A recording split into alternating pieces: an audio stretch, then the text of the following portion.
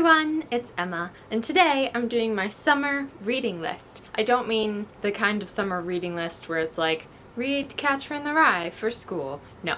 I mean my summer TBR, the books that I'm looking forward to getting to throughout this season. I usually do one of these at the beginning of every season to give myself an outline of what I want my summer reading to look like, or my winter, or fall, or spring reading. You guys probably know by now that I really dislike TBRs, so sometimes I stick to them and sometimes I do not. In the case of this list, we will see how closely I stick to it because most of the books on this list are YA books, and usually I have like a mix of my reading, but I guess summertime is the time for YA contemporaries, at least for me, so hopefully I will stick to this list. I did kind of challenge myself this summer to not buy books. I'm going on a book buying ban, if that's what you want to call it. I have decided that for the most part, I want the majority of my summer reading to be books that I already have in my possession right now. We will see how it goes. So without further ado, let's go! Let's get into it. The first book on my list is one that I am currently reading right now, and it is Save the Date by Morgan Matson. This book just came out last Tuesday, like a week from this past Tuesday. So it is a new YA contemporary. I've not read a ton of Morgan Matson's books, but the ones that I read I did really enjoy. I also just went to Morgan and Siobhan Vivian's event for Save the Date and for Stay Sweet, which I will talk about in a little bit. Hearing her talk about this book and about the big family dynamic that's in this book made me really excited. This is basically about this girl Charlie, who I believe is the youngest of her family. She has a bunch of siblings. I'm not even sure at this point how many it is. I think it's like 5 siblings. And the whole book takes place around one weekend when one of her sisters is getting married. So all of her siblings are coming into town from college or their jobs or where they live nowadays, and they are all coming together for this wedding. Some of them have not seen each other in a little while. Some of them have some bad blood stuff going on. And as the youngest, I think Charlie kind of feels responsible for making this weekend go perfectly, for having it be smooth sailing, for having her sister's wedding be lovely and just a wonderful time with family. However, things do not go as planned. The wedding planner kind of bails on them last minute, this random alarm keeps going off in their house, and Charlie's long-term crush is back in town. Things get a little complicated and hectic, and Charlie is kind of trying to save the date. What I'm most excited for with this one is just a cute summery contemporary, because that is kind of Morgan Matson's brand, but also for the family dynamics, because she gave a lot of attention to all the family members and their relationships within the family, like every sibling's relationship with each other. So it really does feel like a complex and very real life family. The next book on my list is Stay Sweet by Siobhan Vivian. This is another YA summer contemporary, and in this one we follow this girl Amelia, who is taking over her local town ice cream stand. So this has been an ice cream stand that's been around since World War II, and it has always been run exclusively by girls. So the woman who started this ice cream stand started it as a way for the young women left behind during World War II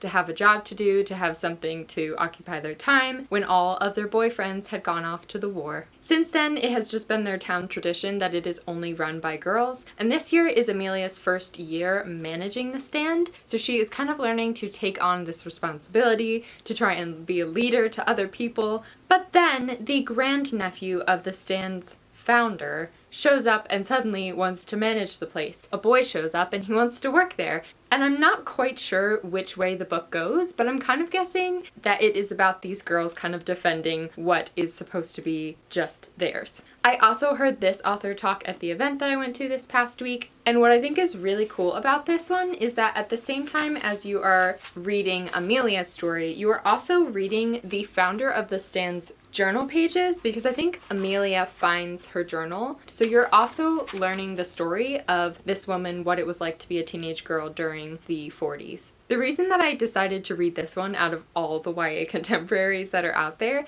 is because I also worked in an ice cream store as a teenager, and it was a very small town. It was a really old ice cream shop. Had been around for ages, not since the 1940s, but for a pretty long time. So I was a part of like that teenage small town culture type thing. So I'm excited to read this one and have some nostalgic feels because I too did this. The next book that I'm going to talk about is also a recent release, but I don't actually have it in my hands right now. I haven't picked it up yet. So I will hold up the other two books in the series. These beautiful babies right here. This is one of my favorite series ever. And the next book, A Reaper at the Gates, has come out. It's out in the world. People have read it. People have cried over it, most likely. So obviously this summer I'm going to be picking up the third book in the Ember and the Ashes series and reading that. I can't say too much about the third book, obviously, because so many spoilers. This is one of those series that, like, even in just 2 books, so much has happened that I can't really say anything about the third book, and I've been waiting ever since book 2 came out to find out what happens to these characters. I love these characters dearly. Like, this is one of those series that I go into every new book knowing that something terrible is gonna happen and I'm gonna cry and my heart's gonna be broken because I'm just so attached to these characters and this ship. Like, I ship it hardcore. I'm not looking forward to the pain and heartbreak that Sapatahir is going to put us through, but I'm still so excited to read it and to get more of this world, this magical, magical world. I love these characters. I love these books. I'm so excited to read A Reaper at the Gates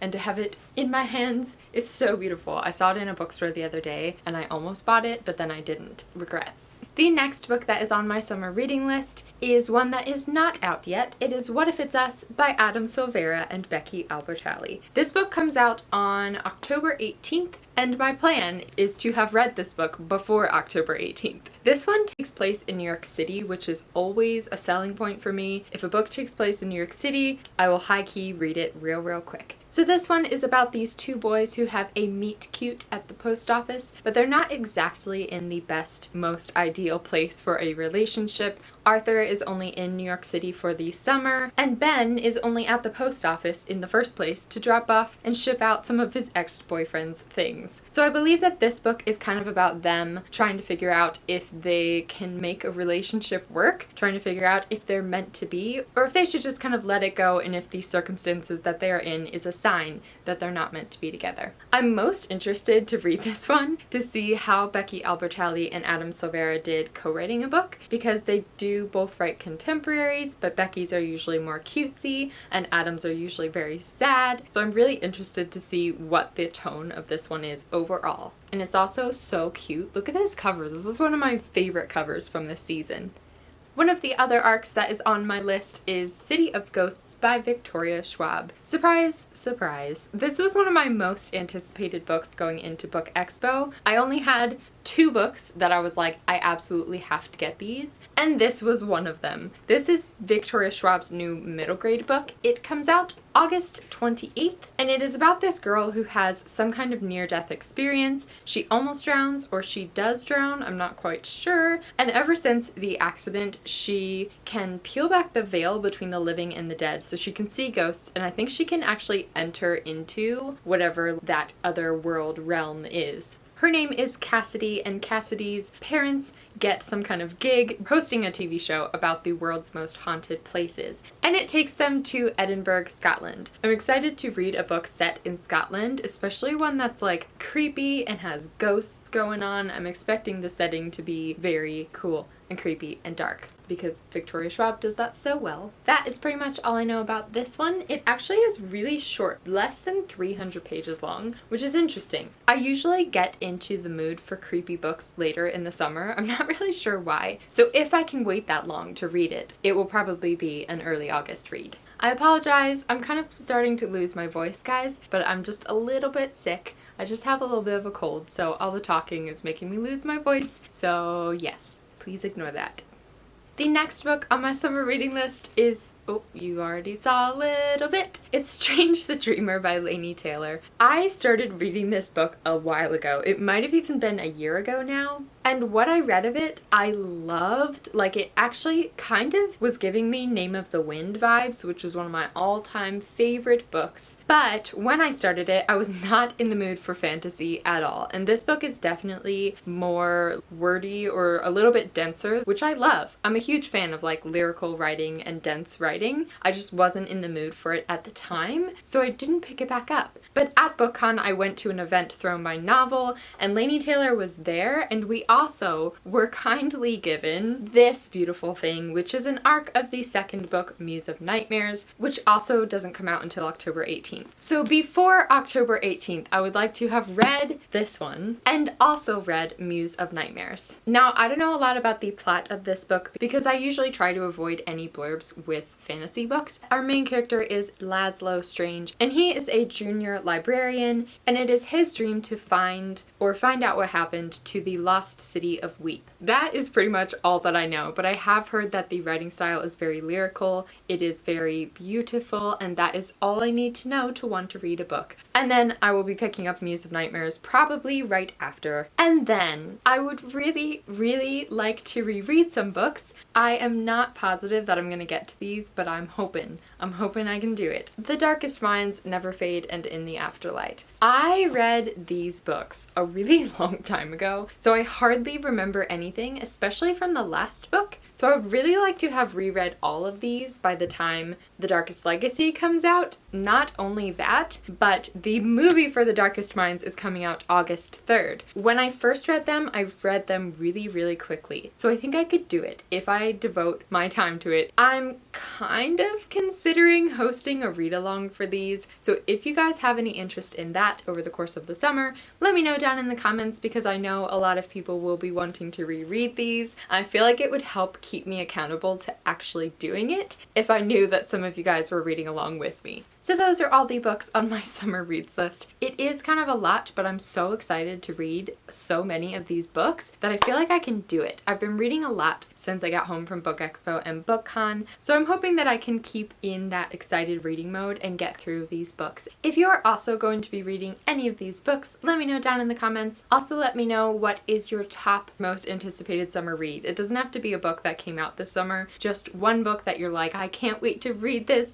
summer! Because I know that summertime is when a lot of people who are in school get most of their reading done. I know a bunch of my friends are excited that the school semester has ended and they can actually read for fun. So let me know what it is that you all will be reading. I hope you enjoyed this video. I hope you have a lovely day or night or afternoon wherever you are, whatever you are doing, and I will see you in my next video.